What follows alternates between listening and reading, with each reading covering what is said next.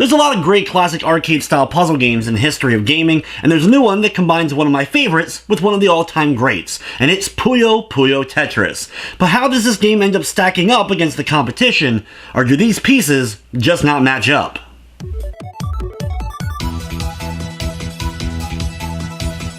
Puyo Puyo Tetris was originally released in 2014 in Japan on pretty much every console of the time, but unfortunately didn't see a North American release until now in 2017.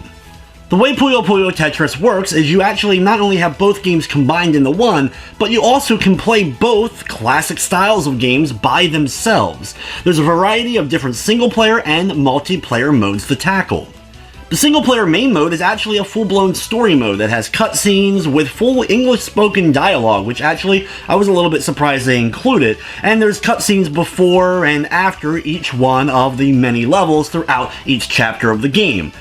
Throughout the course of the story mode, you'll be going through different acts and completing 10 levels in each chapter that change up the gameplay pretty much on a level-to-level basis between Tetris, Puyo, combination of both, and all the different types of Puyo and Tetris you can do in the game. This means you have to be good at both Puyo and Tetris, and if you're someone like me who's better at one than the other, it can be a little bit of a struggle as you're working your way through. Though of course, the longer you end up playing, the better your skills are more likely to get in the one that you're not so good at. However, if you're already good at both, you'll probably have no problem being able to stomp your way through opponent after opponent and completing each challenge along the way. Every one of the challenges you complete, you will be ranked on a 1 to 3 star basis, and there are plenty of unlockables that you're able to earn throughout the course of playing the story mode. A lot of times you're going to be doing versus mode where you're giving either Puyo or Tetris pieces to control. Your opponent will either have the same as you or the opposite even, and you keep going back and forth until one of you ends up getting a game over. Of course, by creating big combos or getting a big Tetris, you will end up causing havoc on your opponent's side of the board, hoping to lead them to a game over. You'll also have challenges where you will have to either get a certain score before you end up clearing a certain number of lines in Tetris, or get to a certain level in Puyo before the time ends up running out. There's also the fusion mode, where you actually have Puyo pieces and Tetris pieces mixed into one another, with Tetris pieces being able to kind of squash down Puyo pieces. It's still the same kind of gameplay, but it's extremely frantic as you're trying to piece together the best combos and putting together lines in Tetris in order to still score those points and stop your opponent. My favorite for sure, though, is swap mode. In swap mode, you have two different game boards that you're competing with. You have a Puyo one and a Tetris one, and every few seconds it switches between the two. So it's a very frantic and really gets your mind going on trying to perform both games at the same time.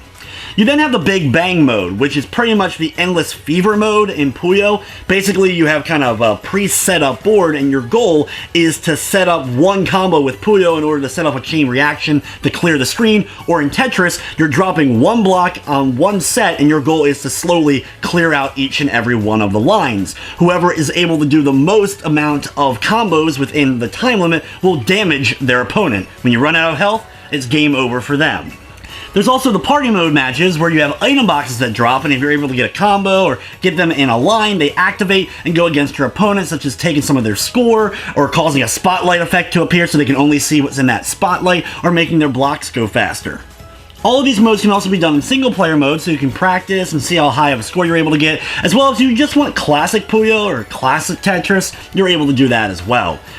These modes can also be done, though, in the multiplayer mode, where you can play up to 3 friends on the same system, or throw in AI opponents if you don't have 3 friends to play with. And these modes are a lot of fun. They can get completely chaotic, especially party mode, with items being activated, and will really put your puzzle skills to the test. You can also jump online and play against people around the world, setting up which kind of matches that you want to do in ranked or unranked, and you can have it where you only play certain types of Puyo or Tetris that you feel most comfortable with. The game also includes a shop where you're able to buy new versions of Puyo pieces or Tetris pieces that use in the single and multiplayer modes, as well as a tutorial mode that will give you either basic, intermediate, or advanced skill level tests to try to get you better at both Puyo, Tetris, or the fusion mode with both put together. Puyo Puyo Tetris is available now for the PlayStation 4 as well as Nintendo Switch in North America, and on pretty much every other system, including Xbox One, 3DS, Vita, Wii U, PS3 over in Japan if you would want to import the title. If you're on PS4, of course, it does feature a full trophy list, including a platinum, and you're going to have to play quite a lot of Puyo and Tetris, and the modes combined, including beating in the story mode with 3 stars and unlocking every item if you're going to want to get that plat.